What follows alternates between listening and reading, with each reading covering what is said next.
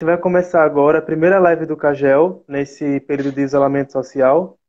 A gente vai falar sobre a recuperação de nascentes no semiárido de Alagoas, com a professora Ana Paula, que é graduada em Geografia pela UFAL e tem mestrado e doutorado pela Universidade Federal de Pernambuco em Geologia Sedimentar e Ambiental, e é um trabalho de recuperação e conservação de nascentes no sertão alagoano.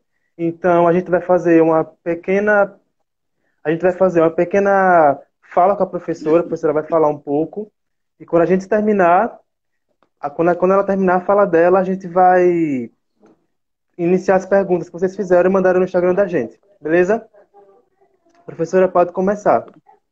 Ok. Boa noite a todos, né? Estou vendo aí que tem muitos ex-alunos, alunos, colegas, e dizer que é uma satisfação enorme estar aqui hoje, né? Nesse momento que a gente vem passando, que não está fácil para ninguém, mas é um momento da gente descontrair um pouco, né?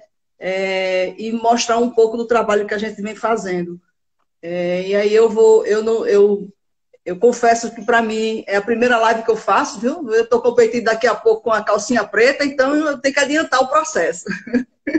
Então, falar um pouco fazer uma retrospectiva do meu trabalho no semiárido com relação à recuperação de nascentes, e logo após eu deixo abertas as perguntas e que vocês tenham a fazer. Então, antes de mais nada, agradecer o convite do CAGEL, né, por essa iniciativa interessante, muito, muito importante, eu acho. É forma de motivar também vocês que estão aí passando por esse processo, como todo mundo, né? Quarentena, então Verdade. acho que é válido.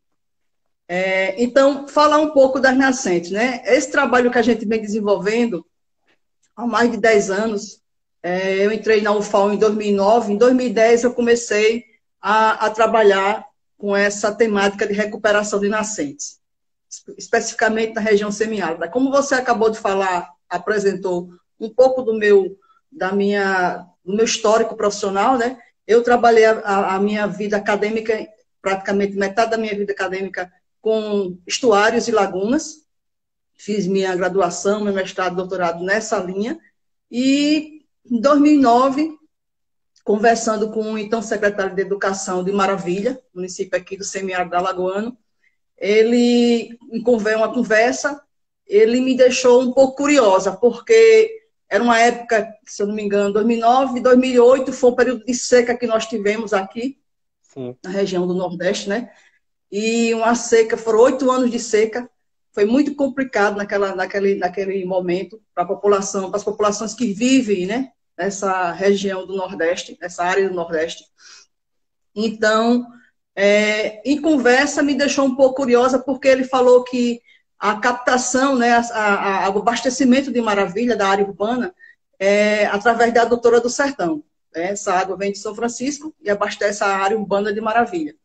E teve o Maravilha, a área urbana, ficou sem água durante 2 semanas, ou foi 3 semanas, não me recordo agora, sem abastecimento, porque quebrou a bomba de captação. E aí ele conversando que os caminhões-pipas estavam pegando água nas nascentes, na Serra da Caiçara. Aquilo me chamou a atenção. Eu digo, poxa, nascentes na Serra da Caiçara. E aí eu perguntei, e tem vazão, tem condições de abastecer a cidade? E ele disse, tem, a gente está pegando os carros-pipa, está ajudando, né, nesse abastecimento. A área urbana deve ter em média de uns 4 mil habitantes. Maravilha tem 10 mil e poucos habitantes no total. A maior parte está na área rural. Aí aquilo me chamou a atenção. Eu disse, poxa, uma semana, né, abastecendo essa área. Então, essas nascentes têm um potencial interessante. Aí fiquei curiosa e, em um outro momento, a gente conseguiu ir lá fazer uma visita, né, nessas nascentes, e aquilo me despertou interesse, porque eu vi, né, eu não imaginava que tinha na região semiárida de Alagoas, numa região de serra, né, nascentes perenes. Aquilo me deixou extremamente feliz e me instigou, me motivou a desenvolver o projeto inicial naquele momento. Em 2010, eu comecei com o PIBIC, com os alunos da geografia, participando, e esse trabalho continuou, e são o quê? São 10 anos estudando essas áreas de nascentes em regiões semiárida, né? Aqui do Nordeste, especificamente Alagoas. Então, naquele momento, a gente começou a desenvolver o trabalho inicial em 2010, e eram só 2 nascentes. A gente chegou nessas comunidades, na Serra da Caiçara, na época acho que eram 6 famílias que tinham propriedades, sítios lá em cima na serra, e a gente começou a trabalhar com eles, mostrar o interesse, e eles deixaram a gente ter acesso, né, porque a maioria dessas nascentes estão em áreas particulares, áreas privadas, e a gente teve acesso a essas áreas e começamos os trabalhos. No início, tinha um certo receio dessas comunidades, não conhecia a gente, né? Eu sou daqui de Maceió, então chegar lá em Maravilha, com esse intuito de estudar nascentes, as pessoas têm que ter aos poucos elas vão pegando uma certa segurança e confiança em você. E aí se foi, né? No momento era só 2 nascentes, e no final eram 14 nascentes, para você ver, né? Com o passar dos anos, eles foram nos mostrando outras áreas, tendo mais confiança no nosso trabalho, e aí somaram 14 nascentes. Mas só para falar mais rápido um pouquinho sobre Maravilha, que foi o início de tudo, em 2012 eu enviei um projeto para o CNPq e ele foi indeferido, né? Naquele momento. Me recordo que eu acho que a presidente era Dilma na época, e tinha uma iniciativa do CNPq para em editais que motivasse pesquisas nessas áreas de semiárido para mostrar um pouco dessa realidade, né, com relação à seca e ajudar, né, nos seus dados, nos seus levantamentos, uma contribuição para a pesquisa nesse sentido. E aí eu mandei e foi indeferido. Aí eu disse, em 2013, eu vou mandar de novo. Eu enviei novamente, né, aí o projeto foi aprovado, o projeto do Universal, 3 anos, financiado pelo CNPq, uma ajuda de R$ 20.900 na época. E esse dinheiro foi excelente, porque ele foi capaz de dar o suporte da logística, né, porque Maravilha não é bem ali, é distante um pouco daqui da capital, e também para a compra de equipamentos. Então, nos facilitou muito nesse momento. Foi uma contribuição excelente, foram 3 anos de pesquisa, e a gente conseguiu recuperar e trabalhar essas nascentes. E aí, assim, eu gosto muito de falar, recuperar nascentes, né, é uma coisa que todo mundo vem com metodologias fantásticas, cada uma melhor que a outra, equipamentos fantásticos, mas Maravilha se viu como lição. Por quê? Porque a gente aprende, né, vai aprendendo com o passar dos anos e, na verdade, a gente fez todo o processo metodológico correto, mas o trabalho da educação ambiental, o trabalho com as comunidades, ele foi falho, do meu ponto de vista, ele foi falho, e eu assumo a responsabilidade. Por quê? Porque depois de todo esse processo de 3 anos de pesquisa, todo mês indo uma maravilha, a gente custeando pessoas para coletar os dados para a gente lá, ensinando as pessoas a fazer essas coletas, conversando com os moradores que moravam lá próximo a essas nascentes na Serra. E o trabalho de educação, de sensibilização a essas comunidades não foi tão forte, do meu ponto de vista. Para resumir, né, em 2016, 2017, se eu não estou equivocada, foi 2017, um processo de estiagem novamente naquela região. A gente fez o reflorestamento em 2016. Em 2017, as plantas já estavam bem desenvolvidas, cercadas. A gente teve o apoio dos moradores para cercar, para os animais não pisotear essas mudas. Teve uma parceria com o CRAD, Centro de Recuperação de Área Degradada aqui da universidade, com a professora Flávia e o professor Vieira, na época. E teve esse apoio. Levamos as mudas, plantamos, fizemos tudo corretamente. E 1 ano depois, né, completando os 12 meses, uma das propriedades foi vendida para um cidadão que veio de São Paulo, e esse cidadão foi fazer uma limpeza do terreno e ateou fogo lá no terreno dele. E esse fogo ultrapassou para as outras áreas e nós perdemos todo o nosso reflorestamento.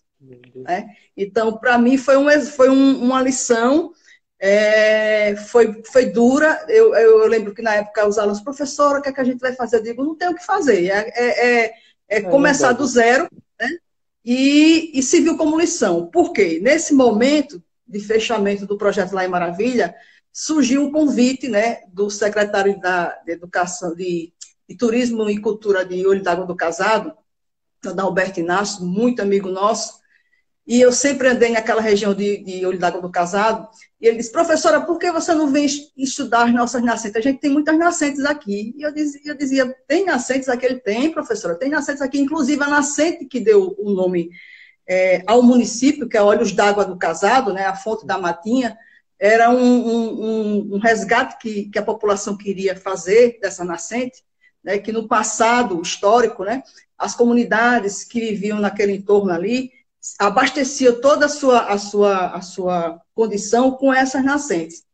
São três nascentes na área urbana. A fonte da Matinha era que deu origem a todo o crescimento dessa população, que hoje é o município, a área urbana de Olho d'Água do Casado. E aí eu disse, bom, já que aconteceu isso em Maravilha, eu fiquei meio que desestimulada, tal, eu digo, eu vou tentar lá em Olho d'Água do Casado. Aí eu já mudei completamente, né, essa questão de você chegar com ideias, com tecnologias, com metodologias. Eu disse, não, primeira coisa que a gente vai fazer é trabalhar a comunidade.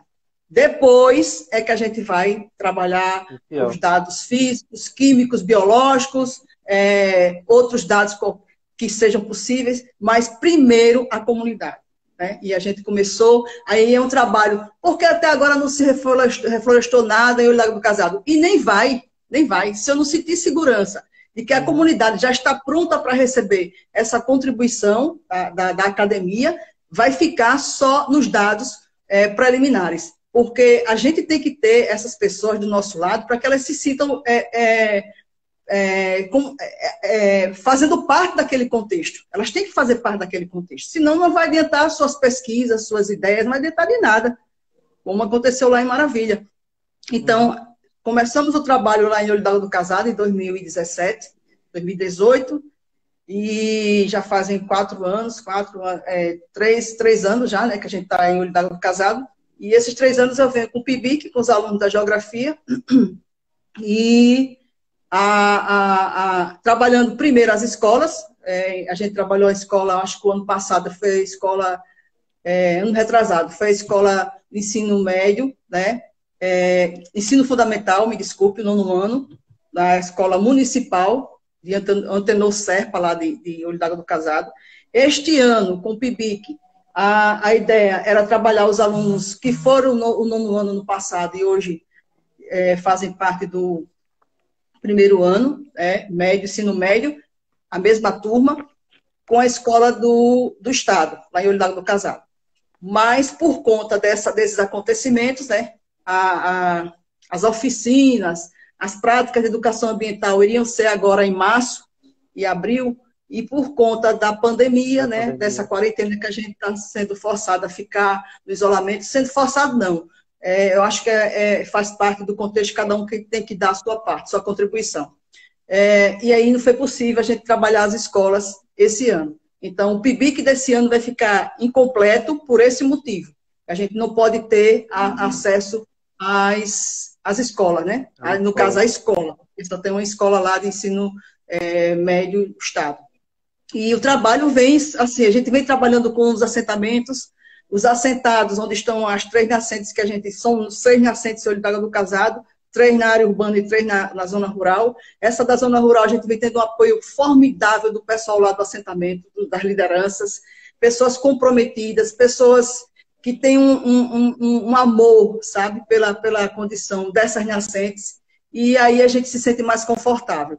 Mas o processo é esse, né? O processo é lento, mas a gente está caminhando, e a proposta é a gente trazer, né, para essas comunidades um recurso a mais, porque é tão carente de recurso hídrico essa região. Verdade. E você ter uma nascente perene, né, elas não secam, elas diminuem a vazão, mas elas não secam, elas não são intermitentes, né?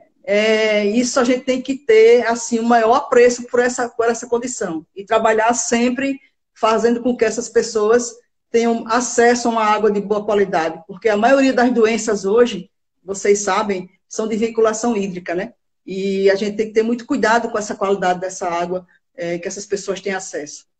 Por enquanto, a qualidade não é boa, né? Essas análises que a gente vem fazendo, ela não é boa para ser consumida, dessas nascentes. Mas com o trabalho, com o reflorestamento, com toda a análise, com toda a contribuição do poder público municipal, que tem que agir também na questão do saneamento básico, a população ajudando também a não jogar lixo nessas áreas. Então, tudo isso é um conjunto que vai fortalecer e ajudar muito com essas nascentes, elas serem aptas quem sabe, futuramente, a ser consumida essas águas, né? É isso. O trabalho é esse, a gente vem trabalhando hoje com o Olho d'Água do Casado, Maravilha ficou um pouco, eu deixei um pouco lá de stand-by, mas eu pretendo retornar, porque tem mais nascentes do que as 14, já ouvi falar de mais 12, então são vários pontos desses afloramentos hídricos na região da Serra da Caiçara, é muito promissora, mas por enquanto meu trabalho restringe-se mais a Olho d'Água do Casado. Ok? Inclusive, pessoal, a professora esteve na Semagel, né, na Semagel do ano passado, que foi a semana de Geografia da UFAL, e ela deu um mini curso com relação à recuperação de nascentes, não foi, professora? Lá no nosso Isso. bloco. Isso. Às vezes eu sou convidada para fazer palestras, dar palestra, mesas redondas, simpósio, congresso, e as pessoas vêm sempre querendo saber como é que recupera. Eu já vi vários exemplos aqui em Alagoas, inclusive, de projetos de mais de R$ 1 milhão para recuperar nascente, e quando você chega nessas áreas que deveriam ter sido recuperadas, na verdade não foram, né? Porque é sempre aquela história de chegar com 1001 ideia, mas não se trabalha a comunidade. Então, se não trabalha a comunidade, não adianta. Não adianta. O que você faz, a comunidade vai lá e destrói. Muitas vezes por falta de informação, muitas vezes por a falta de conhecimento, de uma orientação adequada. Então, a gente não pode, né, desprezar isso, não, de jeito nenhum. Certo. Então, a senhora já falou sobre os próximos passos do projeto, né? Que a senhora está bem realizando. Isso. A gente está nós estamos na fase de trabalhar essa comunidade, né? E estamos na fase de levantamento desses dados, certo? Levantando todos os dados, esses estudos, e vem gerando muitos trabalhos de iniciação científica, já gerou dissertação, né? De mestrado da geografia, e agora tem mais um aluno que entrou agora nessa turma nova de mestrado, que vai fazer com relação a essas nascentes, trabalho de conclusão de curso. Então, a contribuição para a ciência, né, ela é importante, ela é fundamental, mas a contribuição não pode ser só para a ciência, para a academia, ela tem que ser para a população, para as populações que vivem nesse contexto, né? Que a gente muitas vezes desconhece o contexto dessas pessoas, acha que essas pessoas vivem... a realidade é muito, muito diferente do que a gente imagina. Então, com relação ao PIBIC, a senhora tem algum projeto para submeter nesse próximo ciclo, 2020, 2021? Sim, 2020, sim, já 2021? submeti semana passada a renovação, né? Trabalhar com as escolas do ensino médio, né, com as turmas do ensino médio, a parte da educação ambiental. Trabalhar agora, eu vou entrar numa área que é nova para mim, né, levantamento dos parâmetros químicos e biológicos, que eu não vinha fazendo. Nós não temos recursos, o nosso recurso é a bolsa de iniciação científica do aluno, e eu conto, muitas vezes, com a contribuição, né, da prefeitura do Olho d'Água do Casado, que diversas vezes deu a hospedagem para os alunos, a alimentação para os alunos que vão participar da pesquisa. A universidade entra com contrapartida no transporte, que é muito importante, né? E a gente vai trabalhando dessa forma, né? Não existe um recurso hoje, eu não tenho recurso para trabalhar de uma forma, trabalhar análises que eu gostaria de fazer, a não ser com parceria com colegas, com laboratório de colegas, em parceria para publicações. É isso que a gente vem fazendo. Vou iniciar as perguntas, professor, agora. Certo? E ok. O Jailson, ele mandou para a gente via stories do Instagram a seguinte pergunta. O que as pessoas e o governo poderiam fazer hoje para melhorar e valorizar nossas águas? Pois é. Existe legislação, né? A legislação existe, é o que eu sempre falo em sala de aula com meus alunos. A legislação brasileira, com relação às questões ambientais, é uma das melhores do mundo. Né? É indiscutível a nossa legislação. O novo Código Florestal, ele fragmentou muitas dessas resoluções que são importantes para preservar esses recursos. As nascentes, por si só, elas são preservadas. Elas são consideradas áreas de APPs, áreas de proteção permanente. Né? Então, por si só, esses recursos eles são protegidos por lei federal. Né? O que cabe a gente é trazer a população, né, junto com os gestores municipais. Desculpa aqui, saiu aqui, né? Uhum. Cortou aqui? Não, né? Não, tá bom. Que caiu aqui. Deixa eu só ajeitar aqui, tá?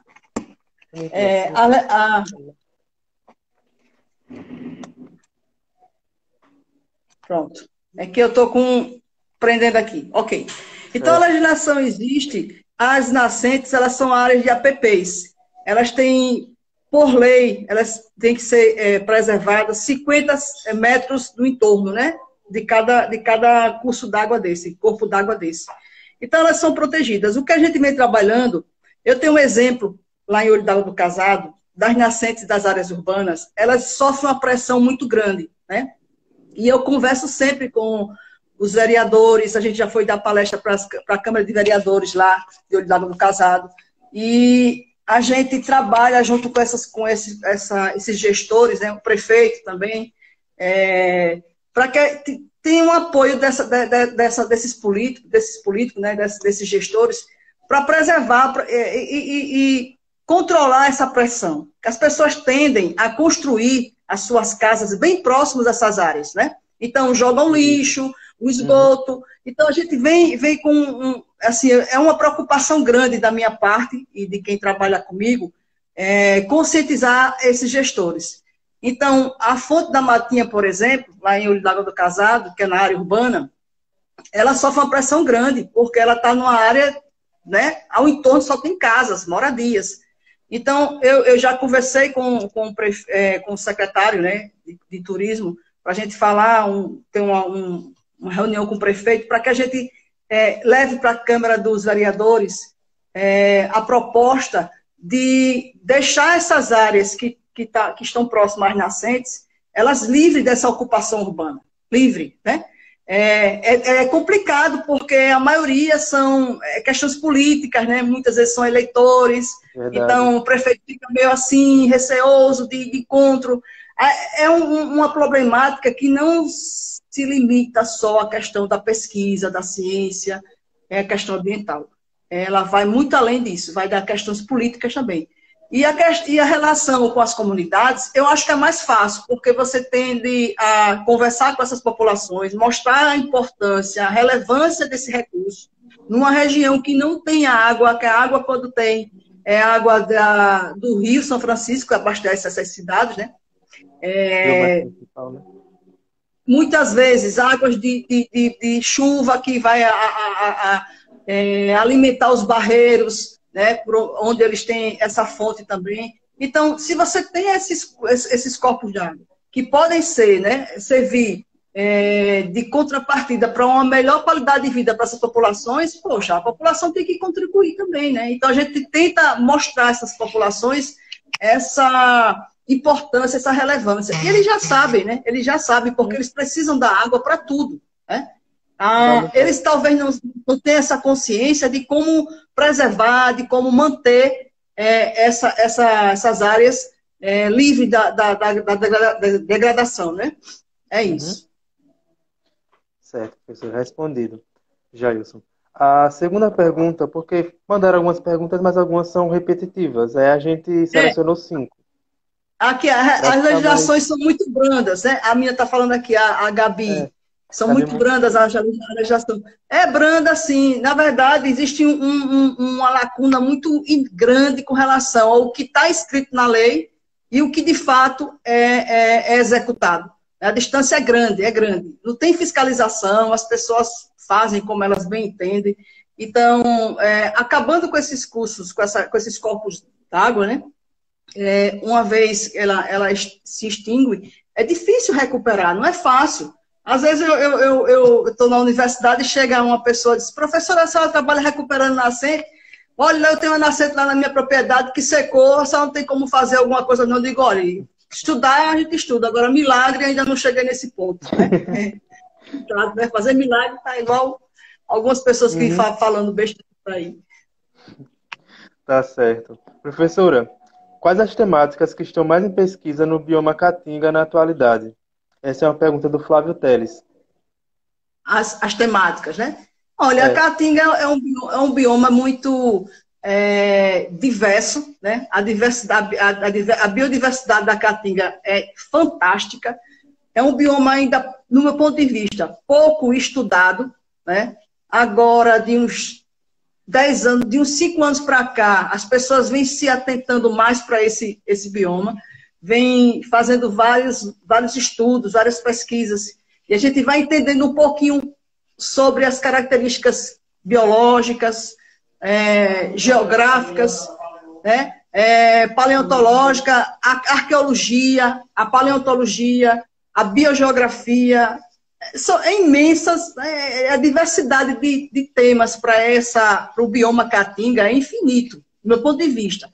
E assim, eu sou suspeita, né? Porque eu conheço alguns biomas brasileiros, não conheço todos, mas o que mais me apaixona na Caatinga é essa resiliência, essa forma de transformação, sabe? Essa riqueza de recursos ambientais, as pessoas. Para mim é indiscutível. Quem me conhece sabe a minha paixão pelo bioma Caatinga. Então, eu sou suspeita de falar. Eu acho que a temática para você fazer estudo na Caatinga são diversas. Hoje é o que mais os pesquisadores vêm atentando, porque são muitas espécies ainda desconhecidas, muitas espécies endêmicas, tanto da fauna quanto da flora, né? A questão da geografia mesmo, pouco estudado, as comunidades, os recursos, a geomorfologia pouco estudada, a geologia pouco estudada. Então, no meu ponto de vista, tem trabalho para todo mundo, para todas as áreas. Né? O que dificulta, eu acho, muitas vezes, é a questão da logística, porque não é o nosso quintal. Nosso quintal é o quê? É o litoral. Né? Nosso quintal é os manguezais, a Restinga, a Mata Atlântica. Então, a Caatinga está um pouquinho distante. Então, talvez seja isso que dificulte um pouco. Sabe? Dificulta um pouco. Inclusive, pessoal, no nosso feed, na penúltima publicação, é com relação a algumas características da Caatinga, inclusive aqui em Alagoas. Depois que terminar a live, dá uma passadinha lá para conferir. Vou fazer a terceira pergunta, professora. Certo. O Pedro Henrique quer saber por que a nascente seca? Por que seca? Olha, a nascente, para ela secar, ela precisa ser muito degradada, né? Se ela tem uma proteção arbórea, né, de vegetação, dificilmente ela vai secar, porque ela é abastecida pelo lençol freático, as condições para que ela exista a condição geológica apropriada, o tipo de rocha, de solo, né? Precipitação, para você ter ideia, o semiárido é uma região que não tem tanta precipitação assim, é irregular demais, é muito irregular, né? Eu não diria escasso, irregular. Então, essa condição para secar, é preciso um desequilíbrio muito alto, né? E a gente vê isso acontecendo. Eu quando comecei o trabalho em Maravilha, eu tive a oportunidade de ir à Água Branca, né? Água Branca assim, no passado tinha bastante nascente, é uma região que tem muitas nascentes, né? A maioria, 90% das nascentes de Água Branca eram perenes, né? Agora você tem, eu diria, 50%, porque a maioria secaram. Eu fui em áreas que eu fui visitar, que o pessoal da prefeitura nos levou lá, que as nascentes estavam secas, só com o assoreado lá e mais nada. Tinha vegetação, não tinha mais nada. Então, para você recuperar uma condição, um recurso desse, é muito difícil, é muito difícil. Outras que eu visitei lá, com metodologias equivocadas, sabe? De cimentação, de fazer um contexto completamente equivocado, e as nascentes secaram com essas medidas, com essas metodologias, então eu achei meio complicado. A metodologia que eu uso é a mais simples possível, né? É você reflorestar o entorno, né? Dar esse suporte para que o recurso hídrico consiga infiltrar, recuperar, abastecer esse lençol, a vegetação, só, mais nada. E trabalhar a comunidade. O resto, a natureza se encarrega. Não precisa vir com essas tecnologias de ponta, de colocar não sei o quê, caixa d'água, coloca cimenta, coloca nos tubulação, nada disso resolve. Pelo contrário, agrava o problema, né? Porque as que eu visitei lá em Água Branca, todas elas secaram, né? Então, eu não trabalho com essa condição, não. Meu trabalho é mais simples, é mais objetivo. Tem uma pergunta aqui embaixo. Nas nascentes, quais são os parâmetros físicos, químicos e microbiológicos? Poderia especificar, professora? Isso. Os físicos que a gente vem trabalhando, levantamento de condutividade, pH, solos totais dissolvido, que mais que a gente vê? Temperatura da água, e o químico a gente vai trabalhar agora com componentes como trabalhar os dados de fósforo, nitrogênio, nitrato, né? Que mais? Os biológicos, ver a condição de coliformes fecais, né? Para essas nascentes, a gente não fez análise de coliformes, vamos fazer agora, com o mestrado desse meu aluno, que ele vai iniciar agora. Então, são esses parâmetros que a gente vem trabalhando. Os físicos já vem trabalhando há mais de 10 anos. Os químicos, a gente chegou a fazer com o professor Paulo Pet em parceria, no laboratório dele, de química. A gente começou a fazer fósforo, nitrato, nitrito, sólidos totais, a gente já fazia. E o biológico, que é os coliformes fecais, a gente nunca fez. Vai fazer agora, nesse ano, com a dissertação do Aerto. Certo, professora. Então, a gente encerrou as perguntas. A gente gostaria de agradecer a senhora pelo convite, por ter aceitado o convite de participar dessa live com a gente, dessa primeira live. A gente queria parabenizar a senhora em nome do CAGEL, inclusive, acredito que toda a comunidade estudantil do IGEDEMA, pelo trabalho que a senhora vem realizando há 10 anos, né? Uhum. E, inclusive, convidar os professores que estão aqui presentes para, se quiserem participar de alguma live com a gente, participarem também. E avisar que na semana que vem nós vamos ter outra live aqui no canal, aqui no Instagram. Tá todo mundo aqui. E vamos colocar no canal depois no YouTube. E o pessoal tá aqui, já terminou. Eu não quero competir com a calcinha preta, não, que começa daqui a pouco, viu? Vai ficar só eu e o Matheus na live. Então, olha, minha gente, foi um prazer. Assim, se tiver interesse de saber um pouco mais da pesquisa, eu posso detalhar, né, depois. Tem meu contato, a gente pode conversar. Essa metodologia que a gente vem usando é uma metodologia que eu já tenho muitos resultados, né? Eu tenho hoje pessoas que vêm contribuindo muito nas comunidades que eu venho trabalhando, vem contribuindo muito com a pesquisa. O pessoal do assentamento lá, o pessoal muito receptivo, se preocupa quando vê algo de errado acontecendo lá na nascente, já me liga, professor, olha, estão tentando tirar a vegetação, aí eu já vou lá, já dou uma olhada, já converso com o pessoal. É um pessoal que tem um maior cuidado com esse patrimônio. Então, para mim, é muita satisfação de ter essas pessoas trabalhando comigo, não só na academia, mas lá na população que reside lá, que são eles que vão escolher os frutos, não a gente, né? A gente colhe os frutos da pesquisa, aí eles colhem o de fato, né, que vai servir para eles. É isso. Ok? Obrigada, né, pelo convite mais uma vez. Fiquem em casa, né? Fiquem em casa, vão ler bastante, vão fazer seus trabalhos, vão publicar, né? E o tempo vai passando e daqui a pouco a gente vai estar de volta às atividades, diferente, né? Porque não vai ser mais como era antes, não vai ser, vai ser normal, não vai ser normal como era no passado, vai mudar muita coisa, Muita coisa vai mudar, mas eu espero que todos tenham saúde, é o que eu desejo. Todos tenham saúde, fiquem em casa para ter saúde, que eu quero encontrar cada rostinho desse lá na frente. Eu acho que a mensagem é essa: fique em casa para a gente sair dessa o mais rápido possível e voltar para a universidade, fazer Isso, pesquisa para estudar. isso, isso. É Perfeito, isso, perfeito. pessoal. Obrigado. Tchau, minha gente.